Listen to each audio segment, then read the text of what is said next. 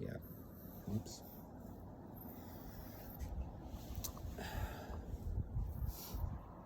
But it's, yeah, so maybe that's a better way to sort of channeling attitude towards confidence than anger or arrogance. I don't know. But at the same time, you should not be overly confident or overly cocky or overly what's the word? Overly arrogant. But quite much about it. I mean, if you think about really successful athletes, not all of them, but many, like Michael Jordan in basketball, and as for people in Sweden, at least very familiar with Zlatan Ibrahimovic, I think is also general in many. I think most people know who is. They're really cocky, and I like that. I really do like that. Perhaps not think that it's always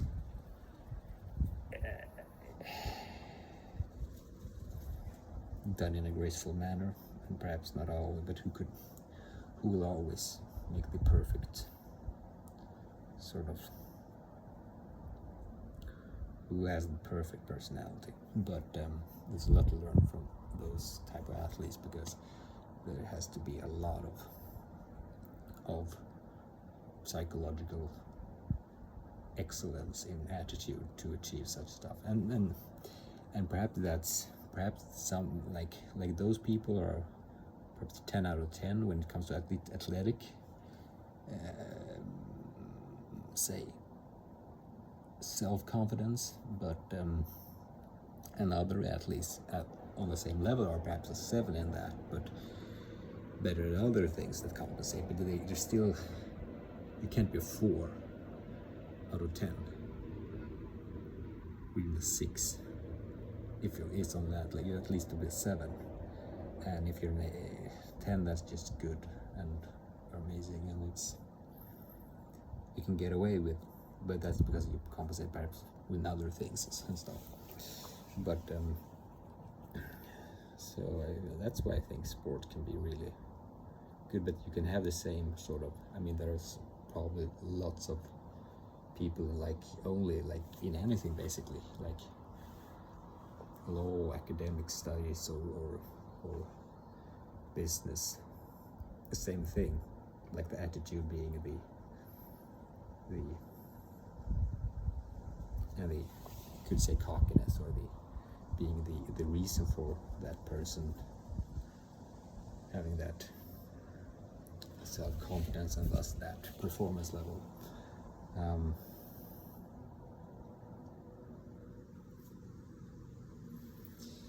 And it's interesting how much of that is socially, and that's one of the, sometimes I think a lot about, that's sad about society, that for every winner is a loser stuff. But, and one positive news or thing about it is that not necessarily, I mean, if it was so easy that the more cocky someone else became, the less hard it, like it's classical sort of mind game, or sort of trying to what's the English word? I say psyche in Swedish, like to outmaneuver your opponent mentally is to be really self-confident and perhaps even arrogant and like behaving in a disgraceful manner towards an opponent.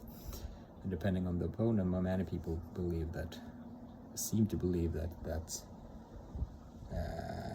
lessening that person's performance level, or perhaps making them angry so they make bad mistakes and stuff, and that's probably some truth to that. But if you get more, like most people get angry, and if you get angry, I usually think of it as something good if you only want to perform. But If it's a social aspect to the performance, perhaps that can be not that good, but or perhaps you get people with you. I don't know, but anyway, I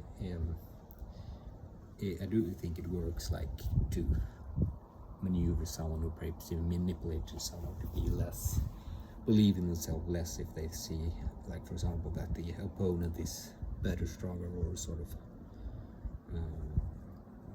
stuff like that. But the interesting thing is that, and I think that's, I don't know how other people work, but if even if it depends on if it's pure competitive thing, but mostly when I see someone who is extremely cocky or extremely, like, in a way that's still not nasty evil towards other people, as long as it's like just pure self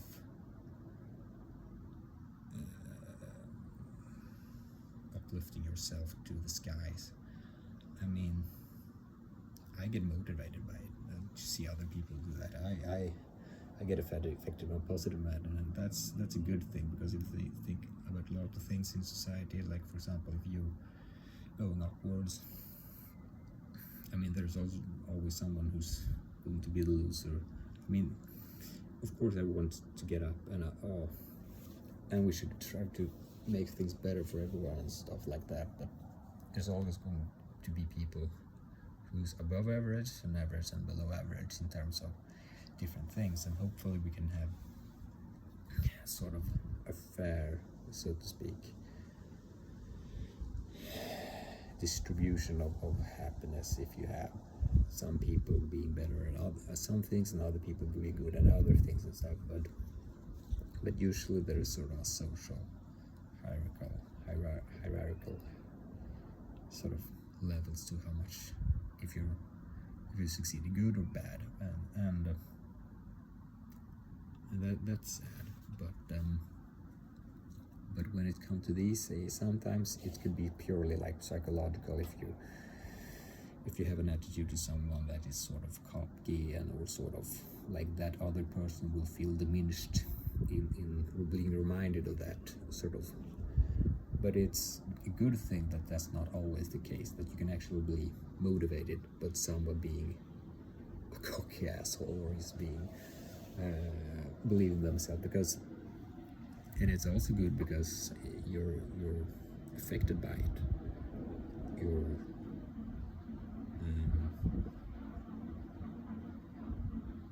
attitudes do affect you. Like if you're around a certain type of attitude, you start to get it after a while.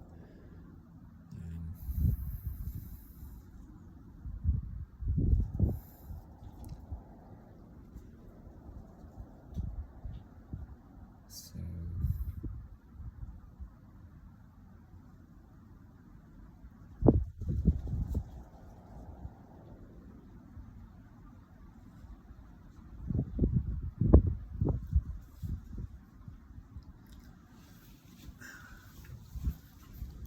no, the sun disappeared, but clouds. So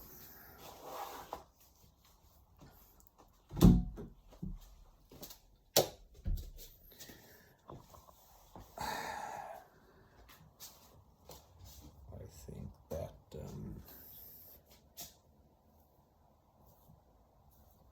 that anyway,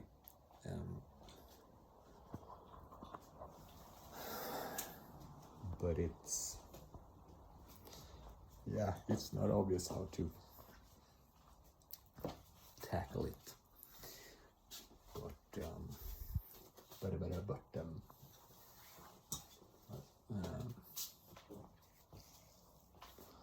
Actually should eat something right now, and I should exercise today too, but it became cloudy quite fast. So what more to dissect?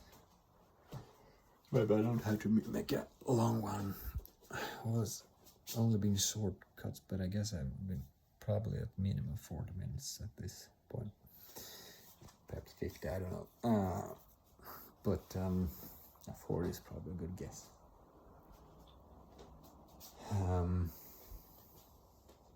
Yeah.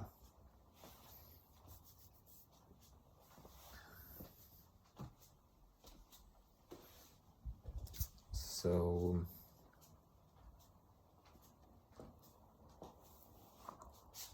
I did something terrible with my back yesterday when I was at the gym. It really it wasn't like stinging pain, but it was a clear pain in my back. So I was afraid of perhaps doing something to the discs. But hopefully it's just a muscle straining the back of my, I don't know the name for it in English, but bröstrygg is called in Swedish, and that's like breast back. The breast back, like here's the breast, but on the back and side. So between the shoulders, basically. I think that's a quite common thing. I've never got it myself before, and I think I sort of eased into it quite much when I did this exercise, because I've been hiking like for 12 days and not getting into the gym for almost a month, I guess, for 4 weeks or something. At least not that exercise. Was probably at most could be 1.5 months since I did that. Probably like 5-6 weeks. But there is something that just clicked, or never heard something and I didn't feel, but the pain was considerable. Far from like being something that being a shocking, like afraid of like, whoa, something was damaged there, but it still was, as I was quite a bit. I hope it's not the discs, because that's not good. You survive it, but you can still train, but it's not prefer that it's muscle. But I've never actually at that place in the back. I've had lower back issues when I did deadlifts and stuff, and cleans, power cleans, and stuff like that. Since almost a childhood, but ever since I started, basically 13, 14, 15 at least. At periods, but not this. But the day before, I'd actually done much more in what's it called, bent over rod. No, not a bit, just doing the rod, sitting rod like machine, and I did more than I used to, a little more, and I hadn't done it for a long time, and I did actually more than I'd ever done before.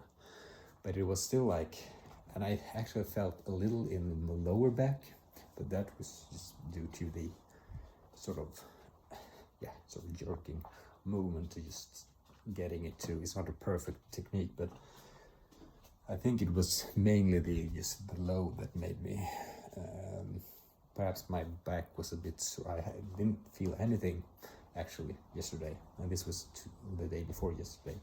I did the rod thing, but yesterday I didn't feel anything. I hadn't, but it was the exact same muscle that I would train 2 days before. So probably, and that's perhaps one thing that could be an argument for it is the discs, because if you're weaker in that region when you're doing I did the military press, that's when I get the pain, you put both your arm upwards, just with a barbell, just the barbell. Anyway, pushing both your hands upwards, and that you have to be sort of stable in your core when you do that. And I guess your back is involved too, to sort of stabilize, and perhaps that made me, I was tired there, so I couldn't perfectly sort of stabilize my back or something, and perhaps then I guess it's more dangerous for your discs. But if you're sore some, or if you're a bit weaker, because it takes, I've heard 72 hours, like 3 days, 72 hours to be have full strength again. And but who knows? I mean, it's actually much less now than it was yesterday, so I guess the pain will disappear, and I will, yeah. But I'm sort of ambivalent to what I should tell my brain into today, if I should continue this video. But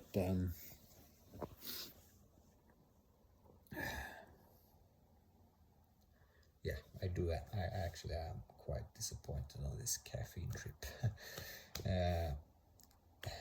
Usually for me, it's so much of I really do feel amazing. At least when I'm not used to it. Now it's been a little more caffeine, so it's been.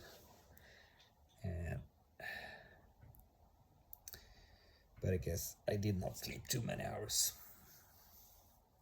Well, it's not few hours, but less than usual. But I felt so alert when I wake up. It went out. Even it's a Saturday, I just woke up and got up earlier than on a normal day, like a working day. So I don't know why. But that happened. But I did felt quite not that good when I fell to sleep.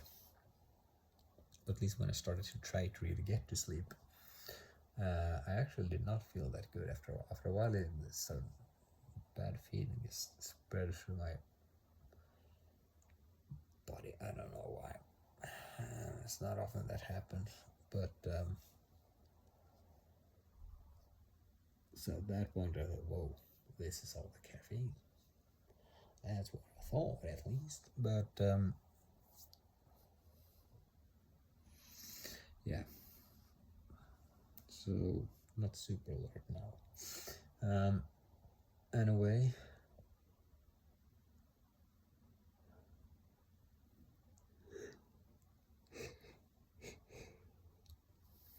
I am too.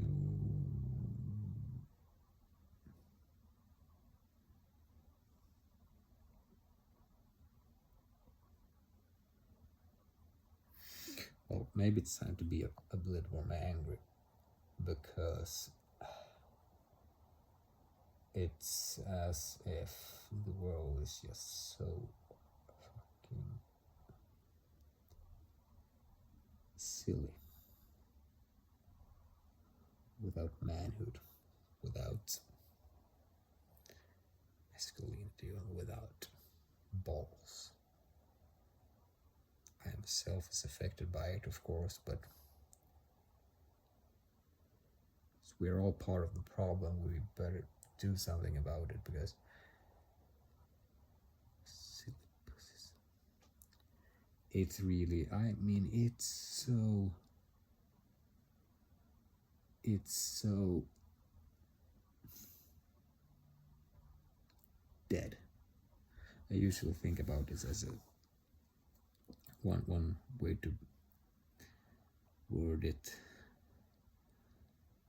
that I use usually in Swedish, but the translation would be, when I actually wrote it out on X, previous Twitter, like, why is it really feels as if it's like just a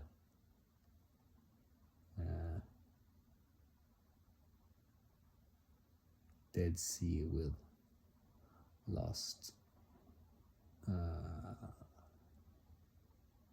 passion. It's just, yeah, for sure they're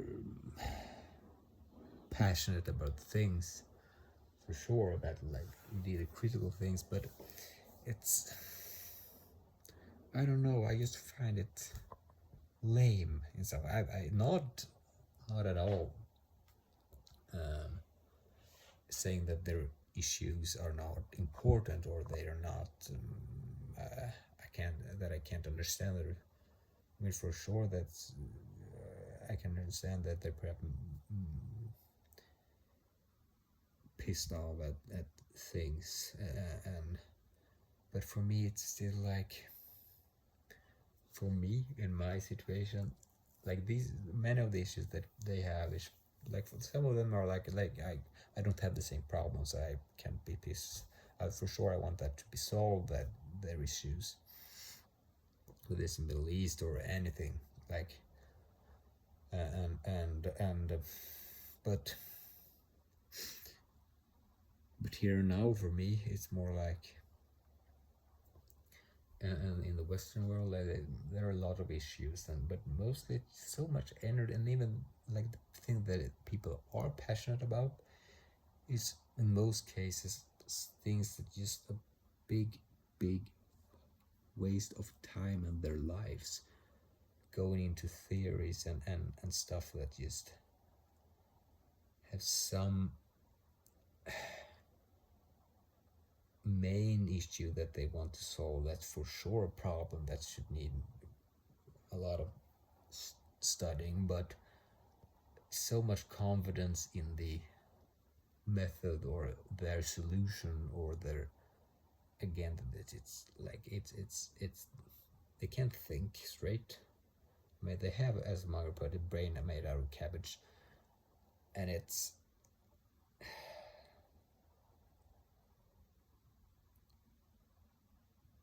why don't just use that passion, that force to something good and constructive, actually worth naming, good and constructive, and not destructive and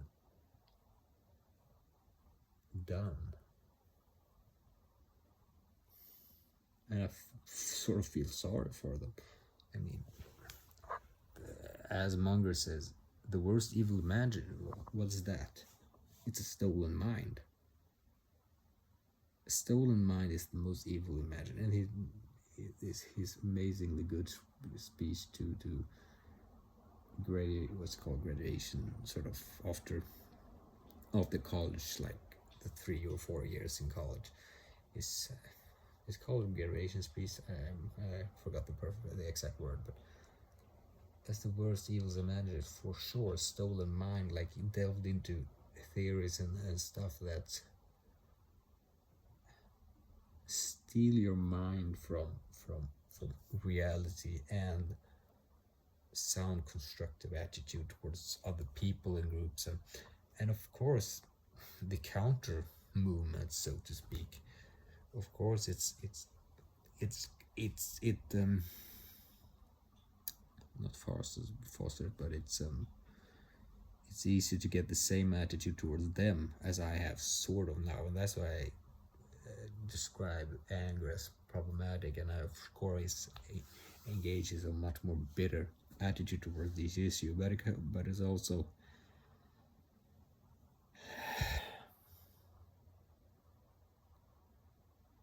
I don't hate them. I don't like their attitude at all, but do I hate their attitude? You could put it that way, perhaps, I don't know, but I usually don't think in terms of hate. I usually just think, like in this circumstance or this issue, I guess think it's, and there are many things, I mean, there's many, and I also think the same thing about people who are not engaged in something like that, who are just, life's, well, it's, I have friends, so I'm fine. I mean, yeah, it's a good thing you have friends. So that's not all people have good relationships, but only there's also something that I feel is like,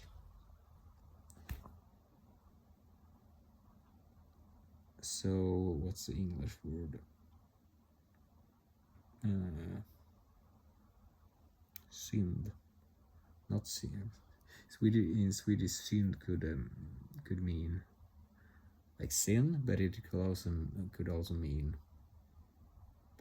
and that's the translation I'm looking for, that it's something to be sorry for. It's something to, yeah, it's a tragedy, or that people have that. As I put it in the last video, that is actually sort of an ethical duty, I think. I would go so far to say it is an ethical duty to do something as big and great and good for the world as possible.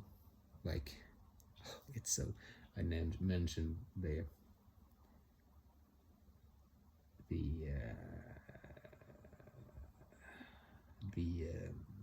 videos and stuff and or pictures and things on X that I think is so amazingly cocky, or not cocky, it's better than that. It's, and yeah, one way to put it, well, that they, or the phrase they used in a quite manly picture, and the text above it, history is watching. I think it's amazing. Like and basically, yeah, like that. If you're not aiming for being remembered in history, I don't want to say it's not a life worth living. That's to go too far, but I do think that's a really noble and good, and actually the best of ambitions. Not as Adolf Hitler or some bad person, but remember for something good. History watching is quite narcissistic to think of yourself in that way, but I don't think that's a destructive way.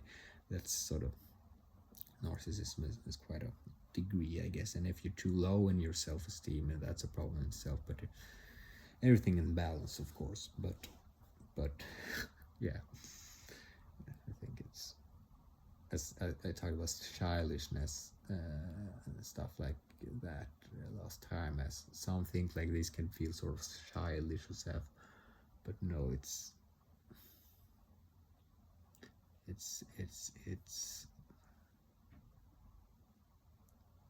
history watching. Yeah, it's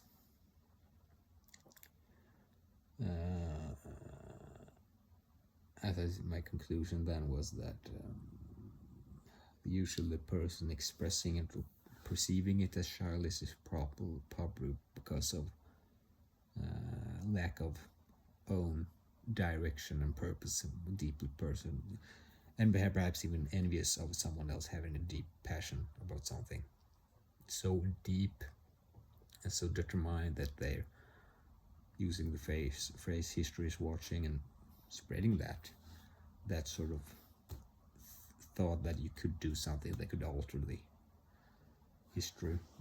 I mean, that's for sure.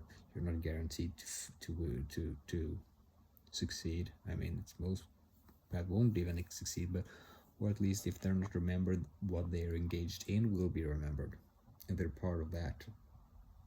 You know, that's a noble. That's a noble aim, and definitely something you can succeed in. And perhaps somewhere in the pages of history, your name will be there, even if you're not the person being the main person that's everyone's going to know about. I mean, some eyes will perhaps scan your name, like in some document somewhere, just because you happen to be involved in something big and make a big contribution. Unfortunately, not every person doing a huge amount of work will be remembered, but it increases the probability that you will be read. Your name will be somewhere in recorded history, even if you're not like the big names. Oh, it's thunder outside. Amazing.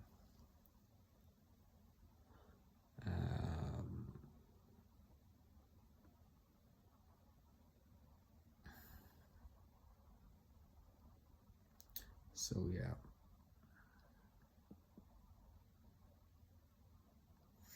When I think it was when I took a shower, I thought about utilitarianism, which for me, like, that's a political ideology that sort of, as I've remembered it when I studied political science, I guess the name is. No, it's actual political philosophy, that course.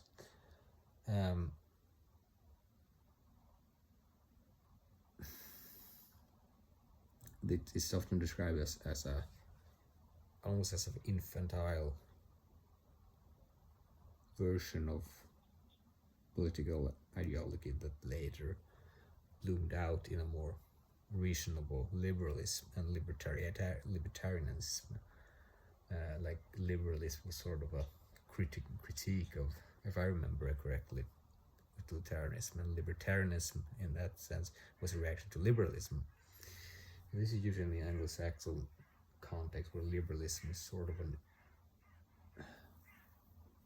I at least how I perceive it from a Swedish, because liberalism is usually considered as middle or at least to the right in Sweden, but in an Anglo-Saxon context at least it's usually considered to be more on the left, to be liberal. But anyway, liberal and libertarian is more on the right, I guess, even if it's not necessarily on the right. It's more, but it's not as much left as liberal. But anyway, liberal being a reaction to utilitarianism, if I remember correctly, but I'm quite sure libertarianism was a reaction to liberalism, and more specifically Robert Nozick's reaction to John Rawls. I think John is fair name for first name, John Rawls. And Rawls writing about liberalism.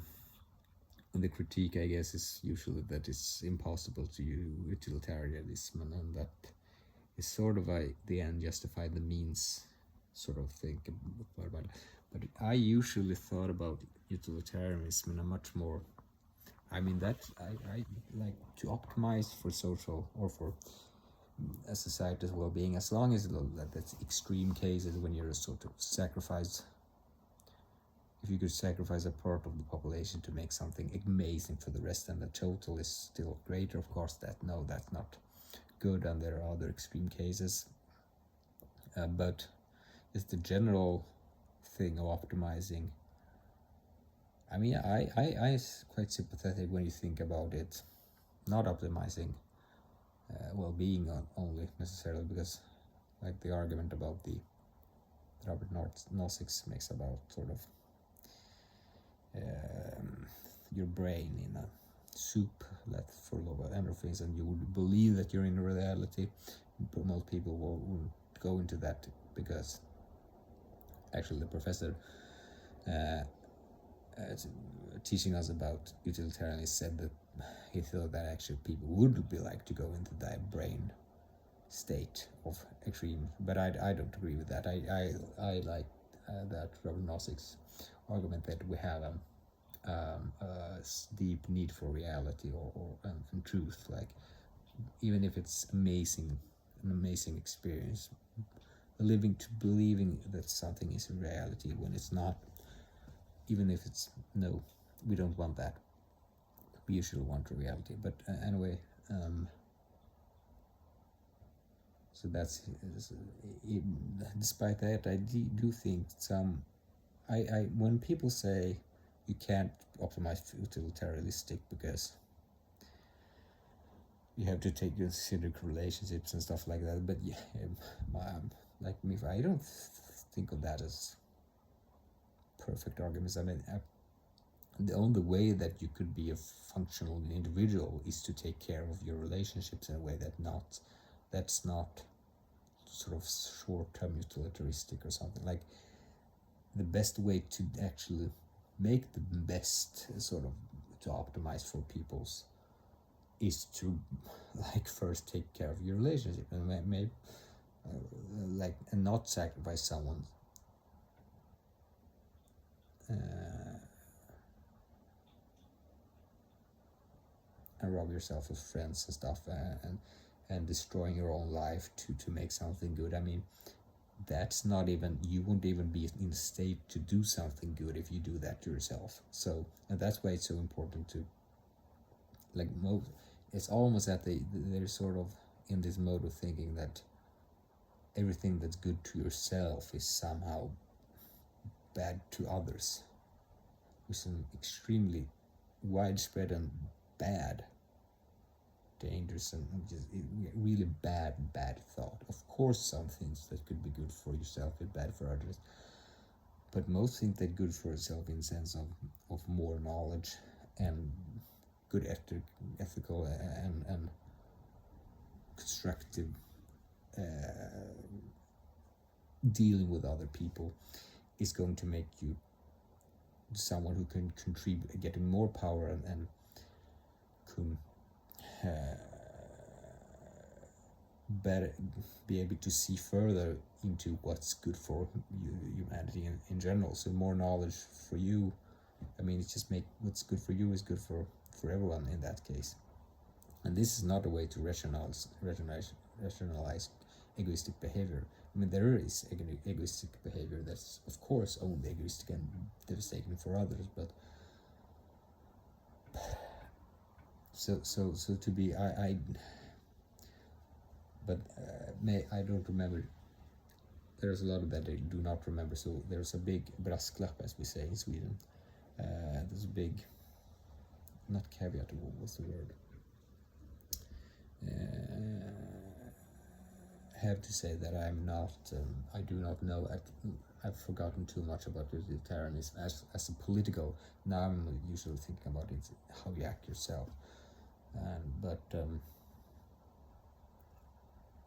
Yeah, like a good example of that is where, let's say you happen to be so omnipotent and wise that you know what's best for society in terms of, let's say you realize that a certain chemical or mineral is going to be, and you happen to know that there is a way to get that mineral, and that's the most important thing that can happen for a society, that you get a way to figure out a way to, and you're so wise that you can see that this is the right thing to do. No one's that wise, just to be clear.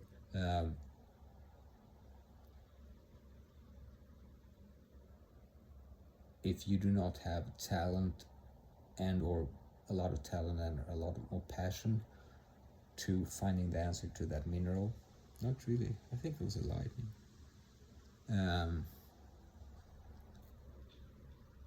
That is not the most utilitaristic or most good thing to do for society, because if you don't build on your own strength, that you should also have a somewhat a good coloration of what you think is fun, you will haven't stand a chance to beat that challenge, and you will ruin your emotional life and everything about yourself and your performance levels if you engage in it, probably. So the thing is to perform on strength and what can make you a big contributor to society and so forth. I don't know if you hear the rumbling from the thunder, but it's here and I like it. I actually do like thunder. It's cozy, sort of.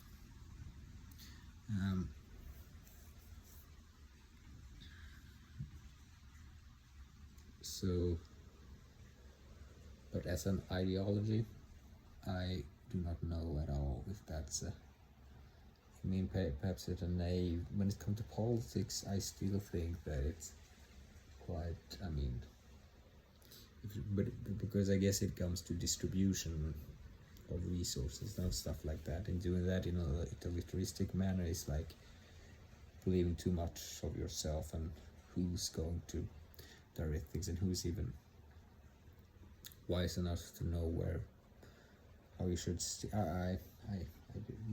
I am not the ambition here to be a political. I don't think it's a good way, because there's so much. I'm somewhat too agnostic, even though I, of course, have my guesses and my convictions, or my at least thoughts about stuff. But in general, I think to have too strong opinion of how to force, because force other people to do with their money and their I mean, some things is needed for sure, but to force society in general towards, and people like determine, because that's issue, even if we want to optimize for well-being and stuff, not hedonistically, like the brain in the, like only, not only for happiness, but like realness and stuff.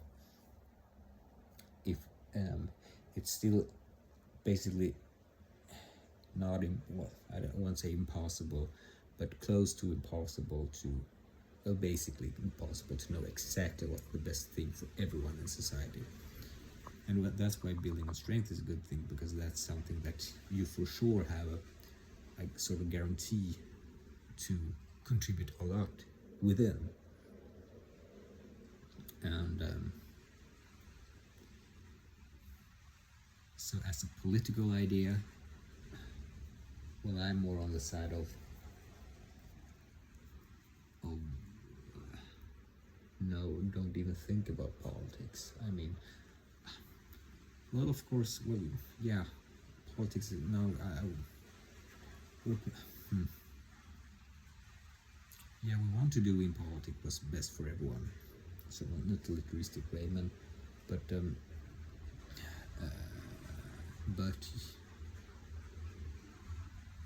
be the politician who says that they know what's best for everyone, that's too cocky, right? To force what other people are going to do, that's quite narcissistic. That narcissist for real. That's arrogant. That's Hitler level narcissist. I don't know if it's a narcissist, I guess he is, or something like that.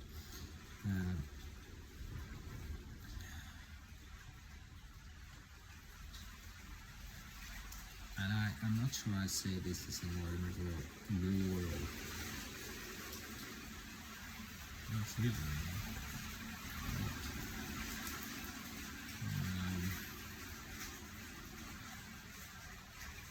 I hope I'm not forgetting something that's should not get. Oops.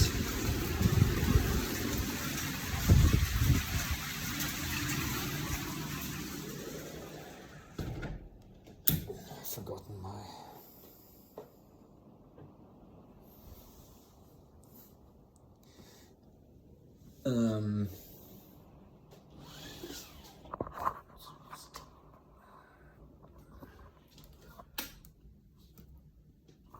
Yeah, where are we?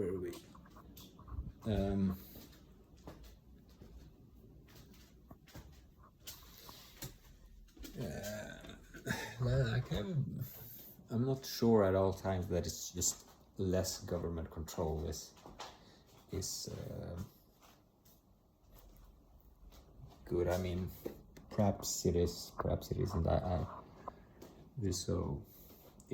Perhaps it depends on the country, depends on what type of control. You know, it's always in the details, of course. But so I won't go too far into that now. But I guess that's why perhaps utilitarianism becomes, because I don't remember the exact, and I guess, well, it's a quite sound, well, it's quite easy to understand it, liberalism as a counter-reaction to utilitarianism, because I guess the utilitarian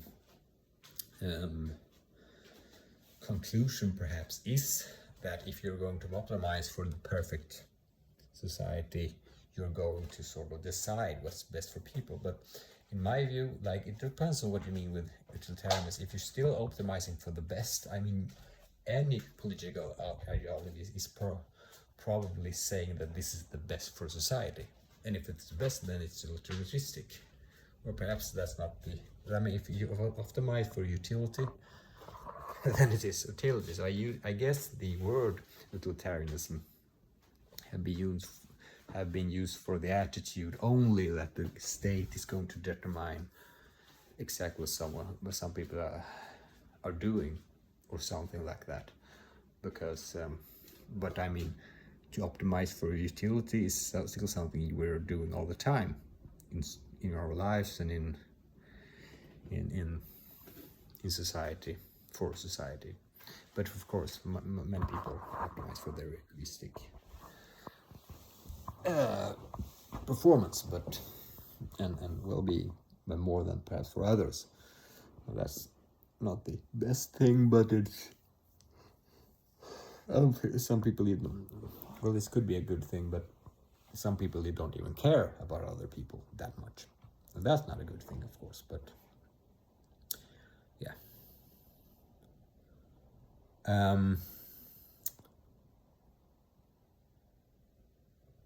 Yeah. Time's ticking. I don't think perhaps I will continue with the video, I don't know. But for now, I think this is enough. I think I have to do something else.